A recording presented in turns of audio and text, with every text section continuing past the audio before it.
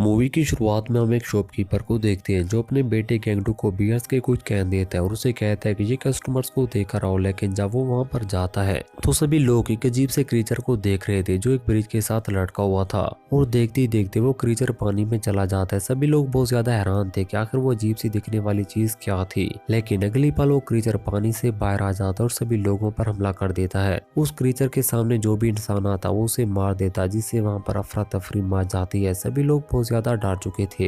हर तरफ लाशें लाशें होते हैं। ये देखकर गैंगडू एक साइन बोर्ड उठाकर उस क्रीचर की दुम पर मारता है जिससे वो क्रीचर बहुत ज्यादा गुस्सा होकर उसकी तरफ देखता है। दूसरी तरफ हम गैंगडू की बेटी को देखते हैं जो अपने दादा के साथ मजे से मैच देख रही थी।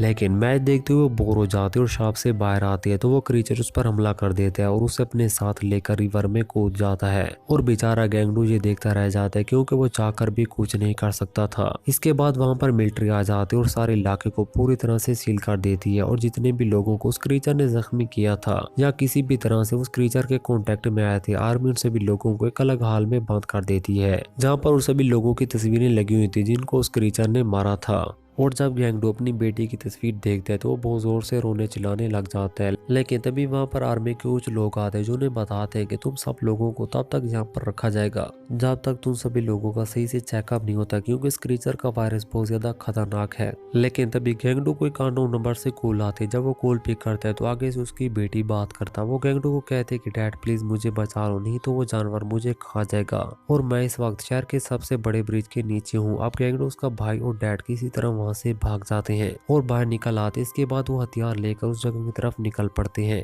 दूसरी तरफ हम उसी क्रीचर को देखते हैं जो दूसरे लोगों का शिकार करके उन्हें ब्रिज के नीचे एक जगह पर कलेक्ट कर रहा था और वो ये सब इसलिए कर रहा था ताकि जब भी उसे भूख लगे तो उन्हें खा सके। और उन लोगों में गैंगडू की बेटी भी होती जो वहाँ पर मौजूद एक पाइप में छुप जाती है जहाँ पर वो क्रीचर नहीं आ सकता था। और जब वो क्रीचर शिकार करने के लिए जाता है तो वो बाहर निकल कर वहाँ पड़े हुए एक आदमी की जेब से मोबाइल फोन निकाल कर अपने डैड को फोन करती है। दूसरी तरफ हम दो छोटे भाइयों को देखते हैं जो दुकान से खाना चोरी कर रहे थे क्योंकि वो बहुत ज्यादा गरीब थे। और जब वो खाना चोरी करके बाहर आते हैं तो वो मोस्टर उन पर हमला कर देता है और बड़े भाई को मार देते हैं जबकि छोटे भाई को अपने साथ ले जाते हैं और उसको भी उसी जगह पर लाकर फेंक देता है। जब वो क्रीचर वहां से चला जाता है तो गैंगडू की बेटी बाहर आती है और उस बच्चे को चेक करती है तो उसे पता चलता है कि वो जिंदा है। दूसरी तरफ हम गैंगडू को देखते हैं जो अपने भाई और डैड के साथ शॉप में आता है। वो सभी खाना खाते और वहीं पर सो जाते हैं क्योंकि वो बहुत लेट हो चुके थे। लेकिन अगली सुबह जब गैंगडू की आंख खुलती है तो वो देखते हैं क्रीचर उनकी शॉप पर आ चुका है। ये देखकर वो बहुत ज्यादा डर जाते हैं। लेकिन गैंगडू का फादर उस पर फायरिंग शुरू कर देता है जिससे वो बहुत गुस्सा हो जाता है और उनकी शॉप को उल्टा देते हैं। लेकिन वो सारे शॉप से बाहर आ जाते हैं और क्रीचर पर अंधाधुंध फायरिंग शुरू कर देते हैं जिससे वो क्रीचर अपनी जान बचाने के लिए रिवर में चला जाता है। अब वो सारे वहां से वापस जाने लगते हैं। लेकिन तभी वो क्रीचर पीछे से गैंगडू के फादर पर हमला करता है।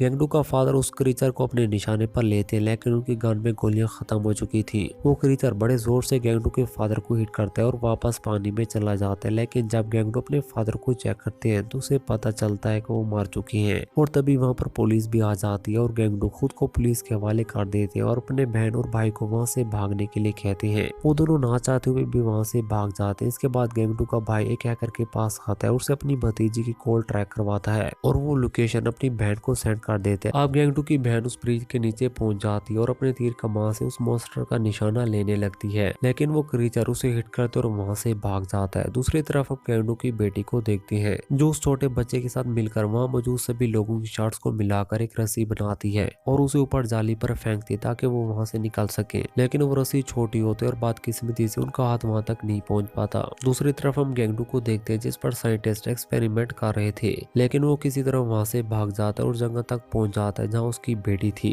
लेकिन तब तक वो क्रीचर उसकी बेटी और उस बच्चे को निकल चुका था और वो क्रीचर वहां से भागकर बाहर शहर में आ जाता है जहाँ लोग प्रोटेस्ट कर रहे थे। गैंगडू भी उसके पीछे पीछे होता है। सभी लोग उसे देखकर भागने लगते हैं। लेकिन तभी आर्मी के लोग उस पर एक जहरीली गैस डालते हैं जिससे वो क्रीचर तड़पता हुआ बेहोश हो जाता है। गैंगडू भाग कर जाता है और उसके मुंह से अपनी बेटी और उस बच्चे को निकाल लेता है। लेकिन तब तक बहुत देर हो चुकी थी क्योंकि उसकी बेटी मार चुकी थी। लेकिन वो बच्चा जिंदा होता है। तभी वो क्रीचर फिर से उठने लगता है। ये देखकर एक आदमी उस पर पेट्रोल डालता है और गैंगडू की बहन तीर पर आग लगाकर उसे मारती है जिससे उस क्रीचर को आग लग जाती है और वो वापस पानी की तरफ भागता है, लेकिन गैंगडू उसके सामने आ जाता है और उसके मुंह में एक रॉड घुसाता है, जिससे वहीं पर उसकी मौत हो जाती है। और कुछ इस तरह से गैंगडू ने अपनी पूरी फैमिली की कुर्बानी देकर आखिरकार उस खतरनाक क्रीचर को मौत के घाट उतार दिया था। और यहीं पर हमारी इस मूवी का भी एंड हो जाता है। तो दोस्तों, अगर आपको हमारी ये वीडियो पसंद है तो प्लीज हमारे चैनल को सब्सक्राइब और वीडियो को लाइक शेयर करना मत भूलिएगा।